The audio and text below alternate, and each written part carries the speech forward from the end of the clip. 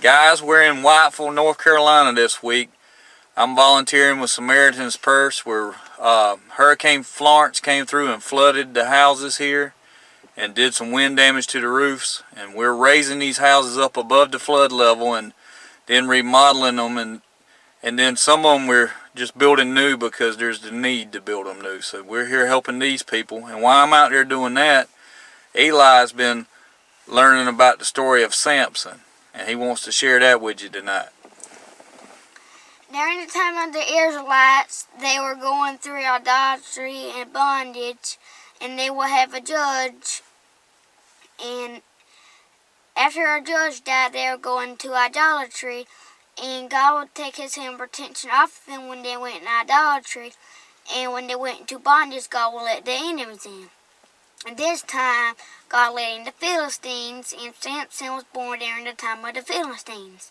And God was going to use Samson to destroy the Philistines and to set the Israelites free from the Philistines. And Samson could not go near grapes, should not drink stuff like grapes. He should not touch unclean things, to not eat unclean things, and not cut his hair. One day, he goes in a Philistine city and meets a woman, falls in love with her, and they get married. And one day he goes through a grapevine. He breaks the first one. He should stay away from grapes. And there's a lion in the grapevine that attacks him, and he kills the lion. Well, the second day he comes back, breaks the first one again, and he sees the lion's carcass, and he sees a beehive in it. He takes some honey, eats it. He says, "Hey, that's good," and gets some more and brings back to his parents, but he doesn't tell them where he got it from. And then one day, 30 of his so-called friends, Philistine friends, he asked them a riddle. Out of the eater came something to eat. Out of the strong came something sweet. And they had 7 days to get the answer right, and if they didn't, then they would have to buy Samson 30 new garments, and if they got it, then he would buy them 30 garments. And they couldn't figure it out, so they threatened his wife, and they said, "If you don't get the answer from Samson and tell us, then we'll burn your house and your family in it." And she didn't want that to happen, so she gets the answer from Samson, tells them, and then on the last day they all come, and Samson says, and they get the answer, and they say a lie. Samson gets angry, goes to a Philistine city, kills 30 Philistine people, and takes their garments and puts them at the feet of his 30 friends.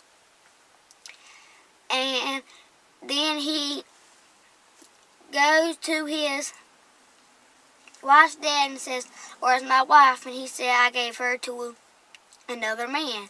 And he gets angry, and he catches 30 foxes, and he puts torches on 300 foxes. 300 foxes, and puts torches on their tails and lets them go into Philistine fields and burns the Philistine crops. And he thought that was funny, and then he goes and hides in a cave. The Philistines start camping near the Israelites, so the Israelite army went and said, "Why are you staying near us, camping near us?" And they said, "We are looking for Samson." The Israelites knew where Samson was, so they go to Samson in the cave and they say, "Samson, we don't want to fight you, we don't want to hurt you, but the Philistines are here and they want you, so we're going to bring you to them." And Samson said, "Tie me up with brand new ropes and bring me to them." So they did, and the Philistines see Samson, and they start laughing and saying, we got you, Samson." And when Samson gets in front of them, he breaks the ropes and picks up a donkey's jawbone and kills all the Philistines. And then he meets a woman named Delilah, and the Philistine said, "Delilah, if you found out his weakness, we'll give you 30 pieces of silver. So she doesn't care about Samson, and she says, Samson, what is your weakness? He said, tie me up with bowstrings, and I'll be as weak as any man.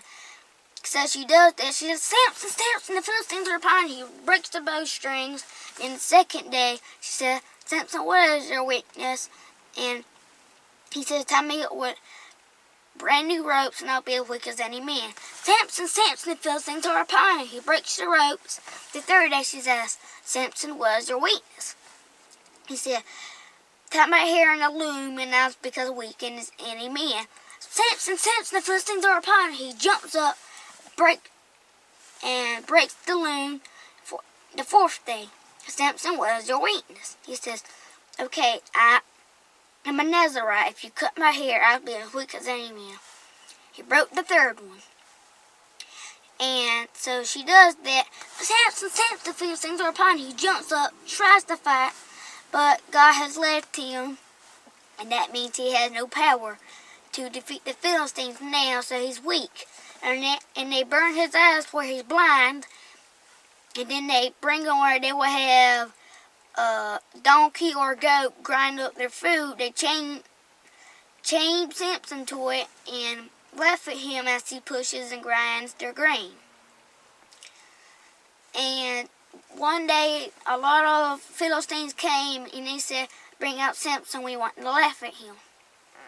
And they sent a little boy to get Samson, and while all these years are going past, his hair starts growing back. So the little boy puts him between two big poles, and he feels where he's at. He said, God, give me back my strength for what they did to my eyes. During the whole story of Samson, he wanted revenge the whole entire time. So God does, and Samson killed as many Philistines as he ever had in his own death. Samson was blinded by his sins. He could not see what Delilah was doing to him. Jonah was blinded by his sins. He was sleeping during the storm. Another guy from the Bible, third guy, I can't remember his name, but he was riding his donkey, and he was blinded by his sins. He could not see an angel with a sword drawn to him, but the donkey could. Our truck's name is Samson because he's strong, and our camper name is Delilah. And Delilah's the only thing that could bring Samson down. And let's hope and pray that our Delilah doesn't break our Samson, because we need them. We just want to thank you guys for supporting us, and we ask that you continue to pray for us and just lift us up daily in prayer if you would. And we just want you to know that we love each and every one of you, and we just love bearing it. So thank you guys, and you have a good night. Bye.